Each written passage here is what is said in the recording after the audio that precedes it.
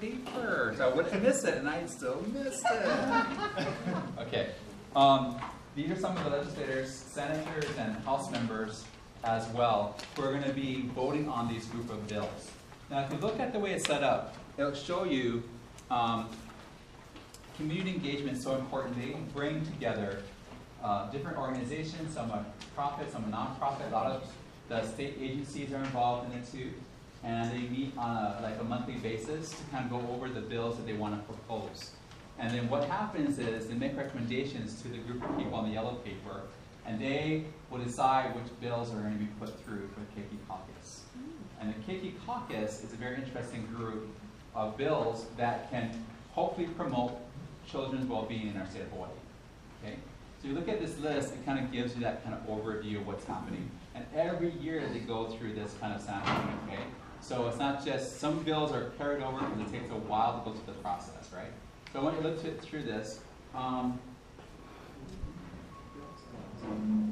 Okay, so again, so really, this is an example of how bills can be done and how we can be part of the process. Who in here has ever gone to a Plti caucus meeting? Oh. Okay. That's how we got some of our Jordana and Aurora. Yeah. Okay.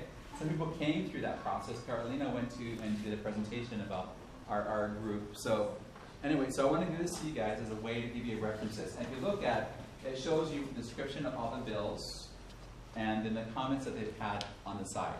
Okay, so it's kind of a cool way of looking at it.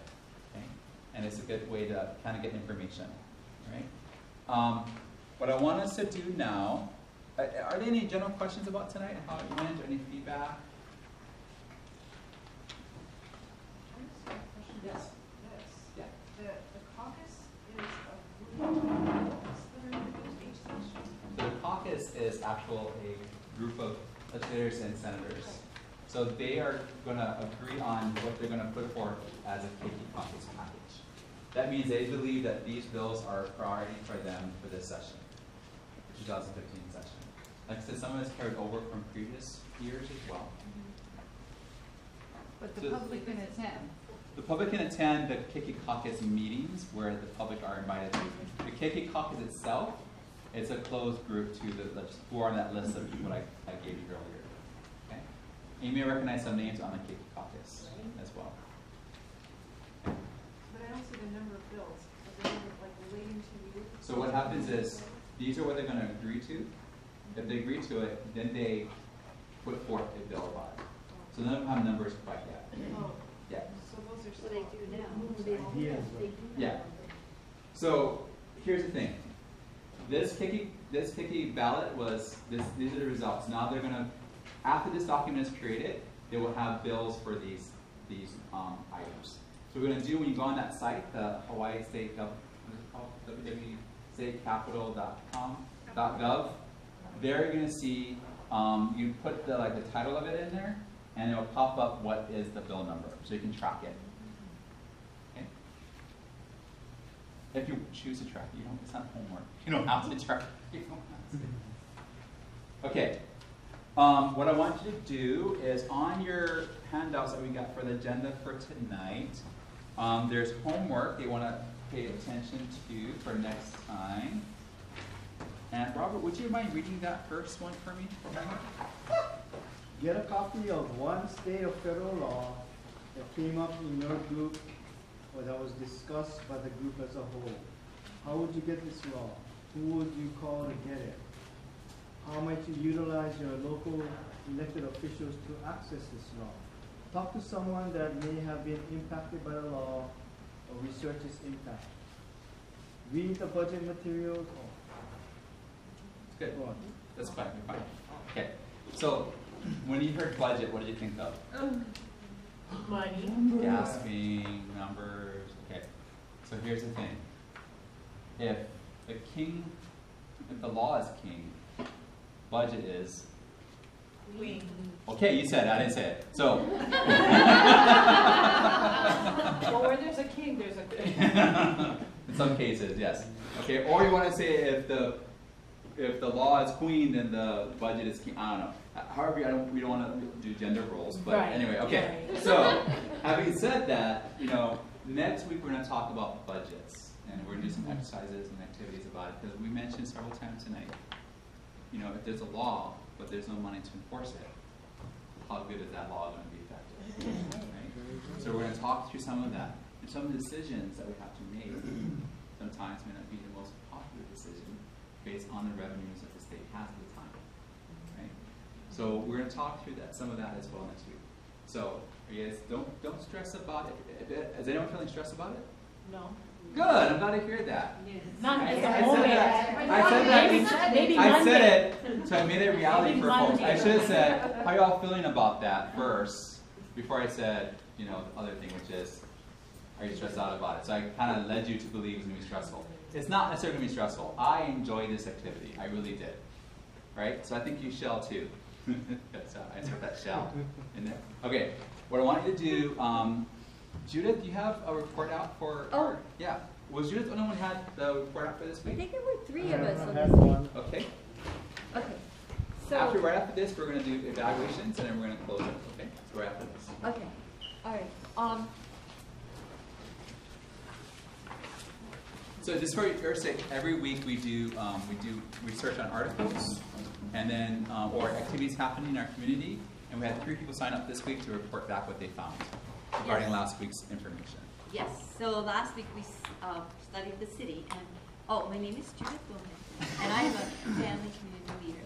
And I really wanted to focus on homelessness, because what I'm hearing at the ledge this year is that the state and the city are really working together more so than ever before. And this morning, Civil Beat had a really good article. They have this column about the high cost of living in Hawaii, and this morning's was Living Hawaii, is there finally some hope on the housing front? And they were talking at the 2 things I wanted to highlight, and I will send you guys the link to this. It's not that long of an article, but it's pretty, it's very hopeful. It says, this is the first time we recall witnessing the city, county, and the state all moving forward to meaningfully address the lack of reasonably priced housing. For once, no one is really raising objections other than safety issues, and we can respond to those. So what they're talking about is putting together these, what they call tiny houses. And the tiny houses, you can put together one for $30,000 in comparison to hundreds of thousands of dollars for a normal standard house, which will, that's one of the things they're talking about. Another one they're talking about is loosening up some of the Ohana housing rules by the city, which would allow, if on your property, if you have a rental, instead of only being able to rent to people who are blood related to you, you can rent to non-related people, and also easing up the square footage of those units so that it can even be smaller. But so that could open up a lot of opportunities for local residents to live. One of the tiny houses options is to use shipping containers. And they're saying a common 40-foot container offers 320 square feet of space, although other common sizes for container housing include everything from 160 square foot compartments to 480 square feet. The units, up to federal codes, sell for about $30,000. And there's a lot of creativity. I've seen the pictures of the inside of these. It sounds like, oh my gosh, it's so tiny. But I've seen where they put it together, and it's really beautiful, and they're very smart the way they utilize this space, and it's a lot better than a cardboard box. So Thank you so much. Bobby, can you do yours in a minute? Is that okay? I'll try. Okay, great. Thank you. Can I pass this up?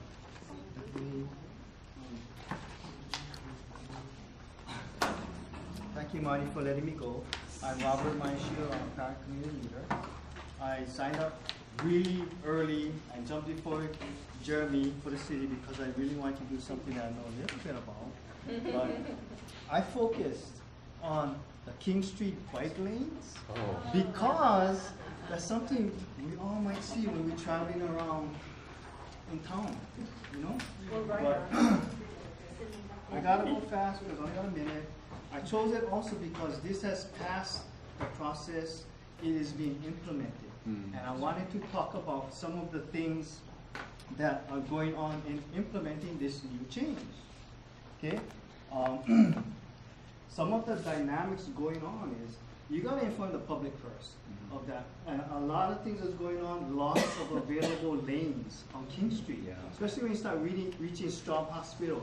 You're going down there past City Hall, get into your third lane from the left. Because as you go down, you're gonna hit parked cars.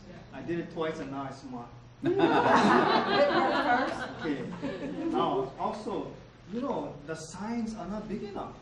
The signs are still way down there, 2 lanes away from in the sidewalk. And you can't even see, wait, is this time we can park here? Or is it tall away? You can't tell. That's the kind of problems they're dealing with right now. I even got to go into the personnel, because that's the department I work with, to get their feedback. Some of the problems the road division has been dealing with. Delineators. These are those plastic things that you see coming up from the base. That shows where you can enter and exit into the bike lane. But they're really, really expensive. Hey, I waited long to do this. You wait.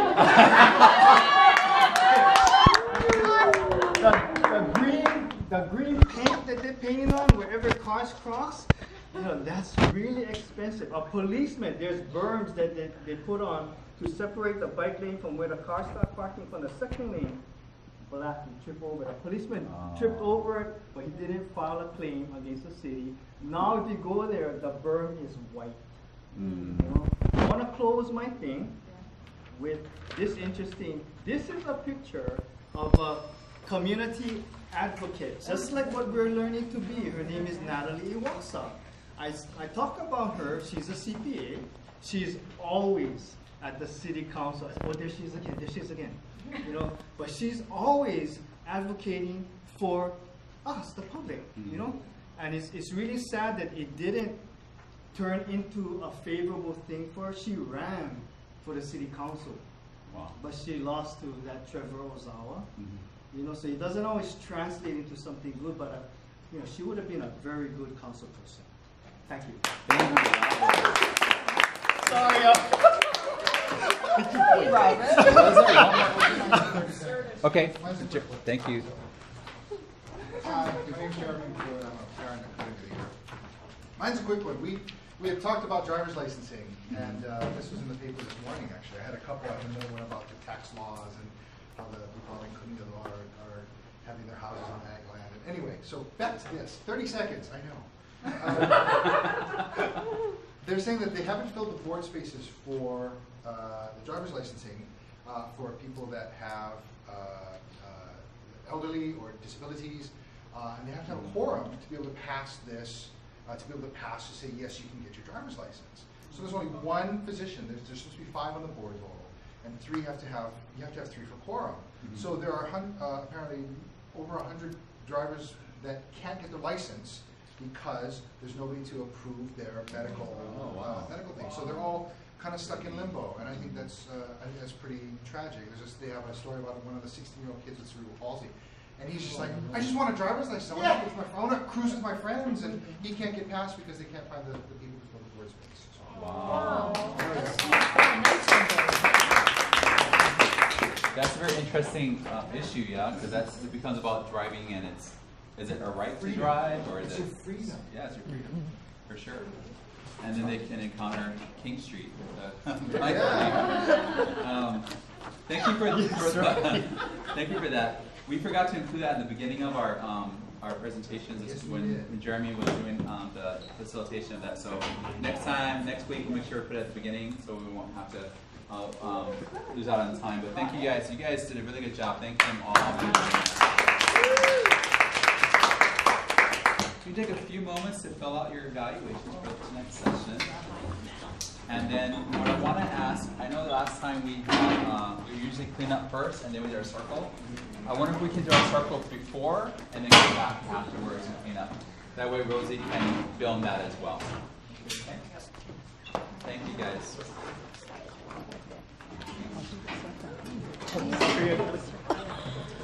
Oh, you're